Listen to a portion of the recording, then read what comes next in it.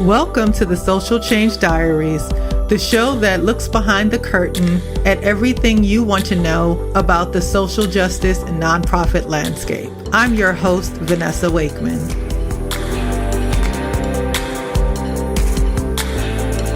Today I'm going to be chatting with Sean Thomas-Breitfeld, and Sean is the co-director of the Building Movement Project. He has a special focus on the Building Movement Project's work on service and social change.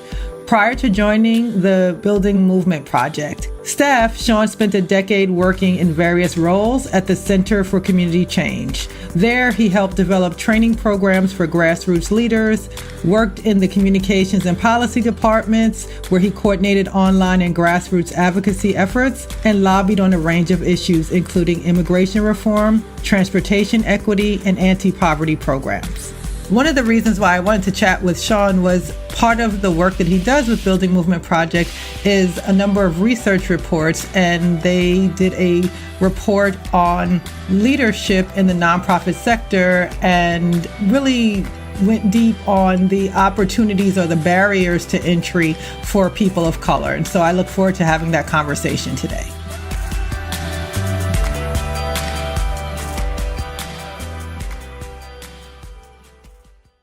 All right, folks. So as promised, on this season of the Social Change Diaries, we are talking about leadership. And I wanted to dive into some of the reports and data that's being shared about leadership opportunities. And so I have a special guest today. I have Sean Thomas-Breitfeld from the Building Movement Project, and he was one of the masterminds behind the Race to Lead report. And so Sean and I are going to be talking about that a bit today. So Sean, thank you so much for joining us. Thanks so much for having me. Happy to be talking with you about all of this work. Thank you. Thank you. So I guess my first question is to start at the beginning. What prompted Building Movement Project to focus on this particular area of leadership? Sure. Well, the organization has been around for almost 20 years, and from the very beginning, leadership was one of the issues that was identified as a real priority for BMP. And initially, a lot of that work focused on the generational dynamics that were playing out in nonprofit organizations between particularly boomer founders, and then Gen Xers who were coming up, and then the millennials who were just entering the workforce. And so that was the sort of main body of research related to leadership for almost a decade. And then when I joined the organization as co-director, we started to question, is the generational focus still the most pressing or interesting set of questions to ask about leadership? And we realized that there had always been a race analysis to the generational work because the demographics are so different from generation to generation, but that the issue of people of color not moving into top leadership roles was something that was a long-standing challenge and concern in the nonprofit sector, and other surveys were showing that the sector was not making any progress on it. And so that raised a question for us about why is the sector blocked in creating opportunity for people of color to move into top-level leadership roles in organizations so that the leadership of those organizations better reflects the communities that are often being served. In last season, we talked about philanthropy, and a similar theme came up, similar questions around why is the leadership not reflecting the communities. And it also came up from the sense of institutional support and, how can we better have people of color in foundations, in giving organizations so that they are better connected to the issues to sort of help the flow of money into specific communities. So it seems like this is, playing out all throughout the sector. Really interesting and troubling. Were there any desired outcomes with the report? Were there some things that you guys sort of had thought about and expected and predicted based on some of the information that was already available, or just, as a keen observers and sort of being in this space of sort of watching and monitoring and trying to understand what's happening? Were there any desired outcomes or anything that sort of surprised you? I think in terms of surprises, the data just so clearly showed, and we had a really big sample of over 4,000 people across the country who took the survey. And the data really clearly showed that there were not big differences in traditional measures of readiness to lead. And it's one of those things where we got the data and we weren't seeing gaps basically between white respondents and people of color. And it, intellectually, ideologically, we expected it, but we did not necessarily expect the data to so clearly indicate that the issue was not about gaps in readiness or preparedness to move into top leadership roles, that the issue was about opportunity being blocked. And just going back to the outcomes question, were there any desired outcomes? I know sometimes, when we're doing a survey, I have some sort of preconceived thoughts about 30% is, going to be that. So we already know these things. And then sometimes you get it back, or you sort of, I know sometimes we're looking for support of what my thesis is. Were there any desired outcomes from you folks when you started this? We really tried to enter and approach this from a learning perspective. So we didn't have a ton of hypotheses that we were looking to prove. We were really learning, and there hadn't been other surveys that were looking at the issue from this lens. And so I think the difference was that we were not interested in proving that there were fewer people of color in top leadership roles. What we wanted to understand was what were the barriers, what were the challenges. And a lot of those questions just hadn't been asked before. However, there were some questions that we did repeat from other surveys. So for instance, this perception that people of color don't want to move into top leadership roles because CEO jobs are so unsustainable. Mm-hmm. Besides being patronizing, we knew that it was wrong because of other surveys that had shown that people of color had more aspiration to lead than their white peers. So that was one where when our data bore that finding out, we were really relieved, because that has been this myth that has been debunked previously. And we were happy that our survey could add more evidence to debunking that idea that people of color don't want these crazy CEO jobs.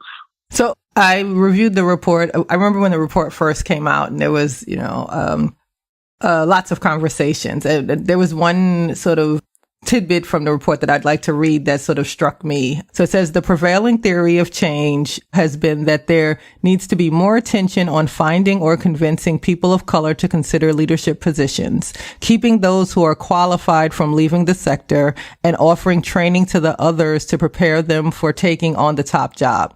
Underlying this logic are the assumptions that people of color are less interested in nonprofit leadership than their white counterparts, that qualified leaders of color will leave the nonprofit sector, and that those who do stay do not have the skills to be competitive without help for top leadership jobs. So my question is, do we know where this theory originated? Like, when I think of all of the people of color in the nonprofit sector that I know, like, I've not once had an interaction with someone who spoke about, any of these things, on not wanting the jobs, not sort of being, ready to lead. Do we know where this came from? I'm really not sure where it came from. And I think that was our attempt to be a little provocative in reframing the underlying theory of all of the leadership support programs that I, as a person of color, had benefited from. And so I want to be clear that it is helpful and important, as someone who benefited from those kinds of leadership development programs, to have those kinds of opportunities and have that kind of additional and targeted support. And I think it's also important that we very clearly and affirmatively state that readiness is not the primary issue or barrier to people of color moving into top leadership roles. And so what we were trying to do was provocatively reframe the theory of change so that we could highlight that the investment in training, in development, communicated an underlying belief that we as people of color were not ready. Mm-hmm. And instead, again, not to say that those kinds of programs are not necessary and important, but I think instead what I've heard from people who have created leadership development programs is that they understood both things, that there were certainly some skill gaps that they were looking to support their program participants in closing. And they also saw these programs as a way to credential people and establish their profile and authority so that they would have more access and opportunity to advance. And so that was the underlying rationale for a lot of these programs that were created by leaders of color to support other upcoming leaders of color. But I think for sort of a funder audience, you often had to lead with, these are the skills that people are going to get. This is what they're going to learn, because the assumption of the people providing the financial support was that learning and understanding and skills were the gap that needed to be closed in order for people to have opportunity to move into top leadership roles. As you sort of talk about this and the need for the training and raising the profile of people of color, is there any data or information that talks to how white counterparts are being trained or getting prepared to lead? Clearly, it's a different trajectory, and their challenges and people of color are underrepresented. But is there just the assumption that, white people in the sector are coming prepared? Like, is there any sort of information that you can provide about like what the process looks like for non-people of color? Sure. Well, I think the difference is that whose leadership is second guessed, who gets second chances if they fail the first time. And so this is what I heard a lot. We did a ton of focus groups after we closed the survey in the summer of 2016. And they were data-driven focus groups. So I was sharing data with participants and asking them to help me understand, given their own lived experience, what might be behind some of the numbers that we were showing them. And I think one of the things that I heard and that I feel rings true is that the potential for advancement is often about the sort of nonprofit organization and workplace as a social and political space. And that some people are provided with more connections or lower barrier of entry to having the right set of connections that are going to fast track them to advancement. And that has to do certainly with race and gender and class markers. And I think that there's also this hard to define and hard to quantify piece around who is basically seen as having the potential to lead. And I don't think that is often, I just think that's part of the implicit biases that are often at work in organizational spaces. Let's talk about a blog that you wrote. So I read a great blog by you on the Building Movement Project website, and it was titled Duh, where you talked about the two specific audiences that you would encounter as you presented at conferences to share the findings from the Race to Lead report. From what you shared, white men and Black women had two very distinct, different responses to the information. Can you talk about that a little bit? Yeah, I think that there was often a response to me sharing this data and saying basically the issue or the barrier is not about skills. The issue or the barrier is about fundamentally racism and structural and systemic racism operating inside of organizations that is preventing people of color from being considered and supported in their advancement into leadership. So the response oftentimes from white men in particular was an intellectual questioning of the data. It wasn't refuting the conclusion. It was, are you sure that the data is representative? Really wanting to drill down into things like statistical significance, the sort of ways that intellectually you would try to discredit findings that you don't agree with. Mm-hmm. And on the other hand, particularly Black women and other women of color would express frustration that the data was necessary to prove what their lived experience had been and what they'd been talking about as deep frustration for many years. And, so it was interesting to see the data and the presentation land so differently depending on who was hearing it. But I think that really reflects how vastly different our experiences can be in the nonprofit sector and how, unconscious or under the surface the experience of bias is, right? Like, we live in a world where we have continued and increasing racism and racial inequality, but no one is racist. And that is even more true in the nonprofit sector, where everyone feels and believes that they are doing good and that they are liberal or progressive, right? So in a way, I shouldn't have been surprised by those vastly different responses, but it was still striking when it happened. Right.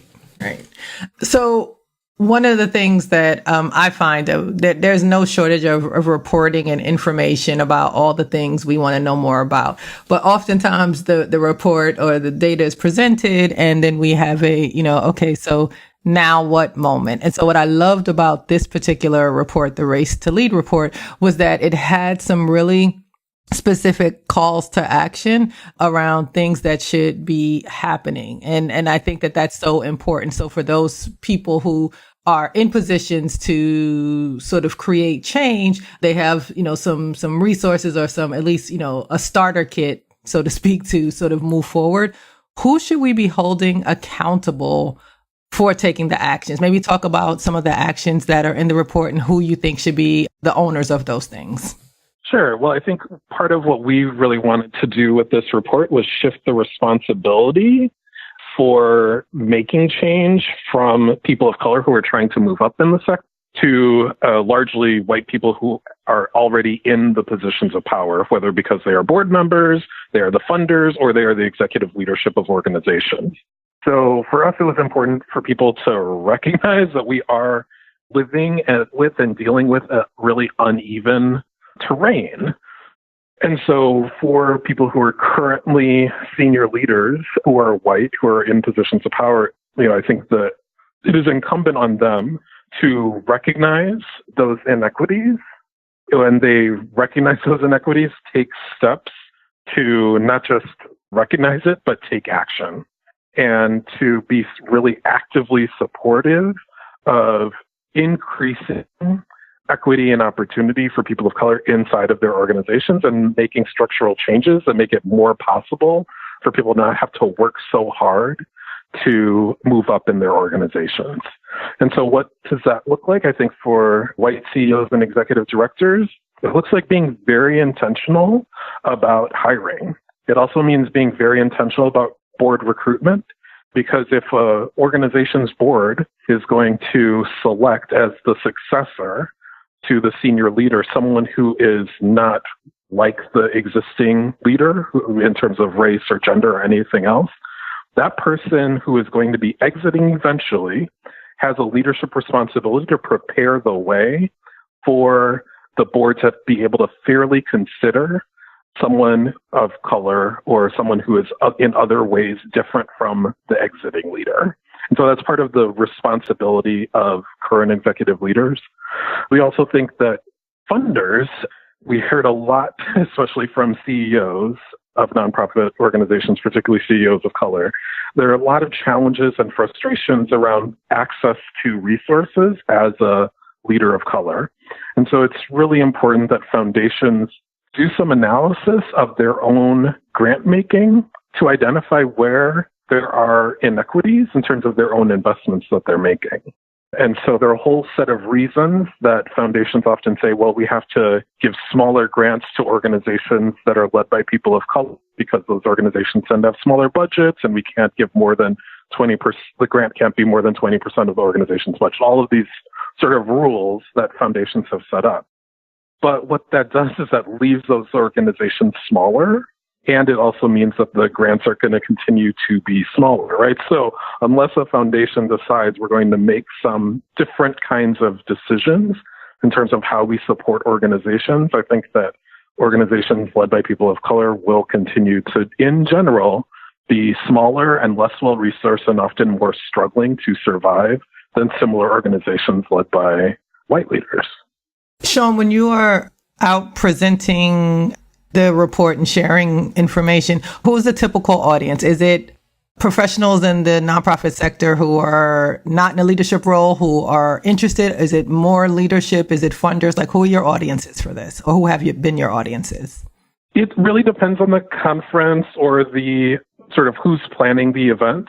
But for sort of the traditional nonprofit state association conferences, then it's often nonprofit staff, nonprofit professionals, not as many executive leaders in the room. But I have had the opportunity to do some presentations to very targeted audiences, like a group of funders in a particular place. And so then, it's a slightly different conversation, obviously, but it's one that feels really important. I think where we feel like we have a really hard time breaking through is access to board leadership. And it's not surprising that board members aren't often going to nonprofit conferences or taking time in the middle of the day to sit on a webinar about this topic. But I do think that given some of what we've heard from nonprofit CEOs about the challenges of managing boards and pushing for change within boards to recognize and address implicit bias, it would be great to figure out a way to have access to more board members and or be able to support organizational existing leaders to have more resources for their boards. Yeah, I think boards are just tricky overall in trying to get them to focus on some of the issues that you just spoke of. What about the funder audience? What was the general response there? I think a lot of funders recognize the challenges. I think that one thing that I often end up hearing with a funder audience is, well, we have our own power dynamics to navigate. We have our own boards that we have to convince. We have our own hierarchies that we're trying to move a strategy for more inclusive, more expansive, more race-conscious grant making. And so a lot of program officers are facing their own challenges. And, it's worth recognizing a lot of program officers were previously nonprofit CEOs, right? So they understand these challenges very well, but they end up navigating their own power dynamic and hierarchy that I think makes it hard to move progress in the way that I think those of us on the grant seeking side think should be the pace of change. And as far as the nonprofit professional that's been attending these events, are you sensing, I know in other sectors, there has been an issue with sort of the same, access to mobility or opportunities for career mobility, and we're seeing people just leave the industry. So our agency works in the PR space, and we're seeing that recruitment and retention in the industry is an issue, and people are just getting fed up and leaving. Are there any predictions or any indicators that show that if this is not addressed, sooner rather than later, that we could be facing, people leaving the industry? I'm not sure. Okay. There was a data point in our survey where people who said that they did not aspire to top leadership roles, people of color were more likely to say that they were planning to leave the sector compared to their white peers who were more likely to say that they didn't aspire to top leadership roles because of things like work-family balance, right? So I do think that there is a particular way in which, and this is totally a hypothesis. I don't have enough data to make this to say this with much confidence, but I do think there could be the possibility that racialized experiences in organizations make people of color more likely to or more open to considering doing work in other sectors. Basically, the argument being, if I'm going to deal with this kind of racism, I might as well get paid more for it. Jesus. Right. And so I just think that could be a reality.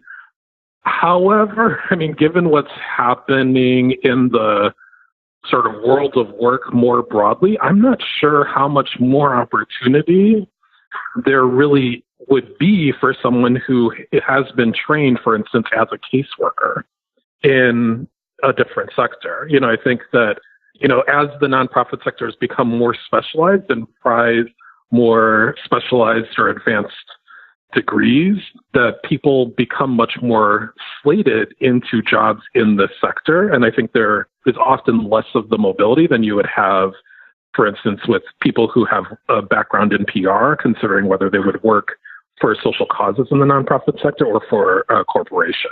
But I don't want to minimize the fact that there are push-out factors and people are experiencing real frustrations that are pushing them out of organizations, if not out of the sector. And it would be worth, I just want to mention to your listeners that advocacy, which is the nonprofit sort of umbrella organization for Black people working in philanthropy, they did a great report called The Exit Interview several years ago about the push-out factors of Black executives in philanthropy, because people were getting into these jobs but then experiencing so much frustration that they ended up leaving, voluntarily leaving, and sometimes actively being pushed out of top philanthropic jobs. So the report focused on 6 key findings, and I would like to talk a little bit about 3 of them that I would just love to get some of your insights about. So finding number 4 is it is an uneven playing field. And I think that some of what you've already shared in the interview talked a little bit about that. But are there certain instances that, or certain examples that you can point to or share that were more universal, just trying to get a sense of, what people in the roles are feeling or observing and witnessing? Well, yeah, I think the fact that there are over a third of people of color indicated that their race had been a barrier to their advancement in their nonprofit careers. It indicates that it's an uneven playing field and that people of color know that they are navigating and trying actively to overcome racism as they move up in nonprofit organizations and in their nonprofit careers. Thank you. And then the number 5 is it is the frustration of representing. And that one I think is just so layered. Can you talk us through a little bit about the idea of representing or being asked to represent in your role? Yeah, so there were 2 main ways that this came up in the focus groups that I did to understand the data point, where many more people of color indicated that the challenge of representing community was a challenge for them in the sector or a frustration compared to their white peers.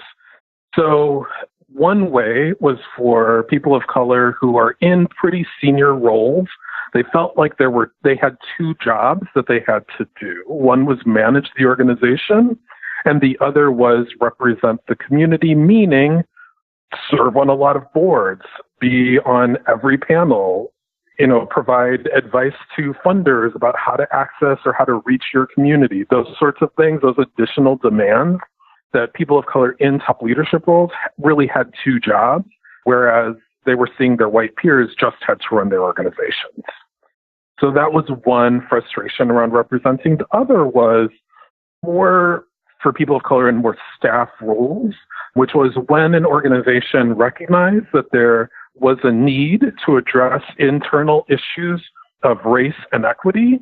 The person that was often tapped to do that work was a person of color, which again, added job oftentimes, nothing else taken off of their plate in terms of other work responsibilities, but also a lot of people in focus groups said that they felt like it was a setup because they were not given authority to make change, but they were tasked with facilitating or leading or designing conversations or internal change efforts to address issues of race. And having that be sort of the person of color with that responsibility was often felt like a setup. And then the last one I wanted to talk through a little bit is number 6. It's not personal, it's the system. Tell me a little bit about that. Yeah, we've been rethinking that title because it's both personal and it's the system, right? I think it's important to recognize that the racial animus oftentimes is not actually what's leading to the lack of access or the lack of opportunity or the lack of advancement. That the people who are essentially acting as gatekeepers are not aware. And this is sort of the science and the rhetoric around implicit bias. And so what we were trying to do was indicate that there are all these systemic barriers to people of color moving up and having advancement. But, I do think that it's important to not remove the decision makers entirely from the equation. And so if we only focus on systemic analysis, we can sort of let people who have power off the hook. And so that's why I'm rethinking a little like that title. But basically the argument is that there are these systemic barriers, there are these systemic challenges in nonprofit organizations that block opportunity for people of color. For instance, when an organization is relying on, as a part of their hiring or recruitment strategy, executive search firms that don't have connections to or avenues in to communities of color, the pool of applicants is likely to not be as diverse as it could be. Furthermore, when an organization is hiring for the top job, essentially the board of directors are the people making those decisions. And if the boards are all white, as we know from data from BoardSource, the vast majority of nonprofit boards are all white. And in fact, the data looked worse in the last survey than in the previous one. That is another systemic and structural barrier to people of color being considered fairly and having the same kind of opportunity as their white peers. And thinking about all of what you've read, you've seen, you've heard, you've had conversations, you've analyzed data, is there one specific action that you think, like if you could sort of give a recommendation, if people were saying, okay, we can't do everything, but, we can do one thing. Is there one thing that you think is one specific action that you think could have a huge impact on improving the numbers and the representation of people of color in the sector, let's say in the next 5 years? I've been sort of dreading this question. I think if I was to focus on a specific sort of policy or intervention, I wonder if nonprofit organizations had more requirements around board leadership, similar to the kind of requirements that federally qualified health centers have, where constituents or clients have to have leadership roles, where there's more of a commitment around the board matching or representing the constituency, the demographics of the community. I really wonder how much those kinds of changes in how we think about who serves on boards and what the purpose is of serving on a board would change the trajectory of these issues around the racial leadership gap. I really think that, if we were to zero in on a specific policy intervention, I would focus on the board structure. Got it. Because they hire and fire the CEO of the nonprofit. That makes sense.